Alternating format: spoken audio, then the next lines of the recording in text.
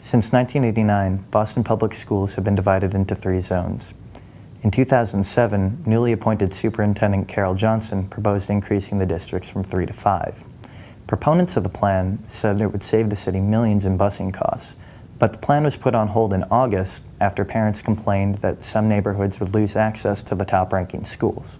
Once again, the Menino administration sort of rolling out, a half-hearted effort around school assignment. Interestingly enough, they've now shelved it. They've taken it off the table because it's an election year. The reason I'm opposed to this is I think this has not been well planned out, hasn't been well thought out.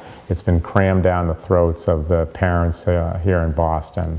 A third of our schools are labeled as underperforming, and unless we totally focus on that, anything else we're doing is really a waste of time. We have to make sure our consumer will accept the plan we put in place. And that's the most important part of this. The superintendent came out with the 5-zone piece. I heard from parents they have some issues with it. Let's figure out a non-political setting, when it's not election year, how we can make it happen. That's what I'm looking at. Because education is not a political issue for me. It's a real issue. It's about our future. I mean, to snap our fingers and go to a neighborhood zone program today, it's impossible. In order to get where we need to go, we need to improve the quality first, restore confidence, build trust, and then move off of the 50-50 assignment. It's absolutely possible. At the end of the day, that's where we need to be because those very precious tax dollars are being spent, again, on fuel, maintenance, and repair. I am in favor of eliminating busing here in the city, but it's not something you're going to do in 1 month or 2 months. I have a long-term plan. I think it's going to take me 3 or 4 years to implement. It's going to be inclusive.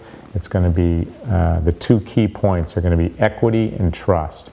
And for me, this is just an example of why the system has to change.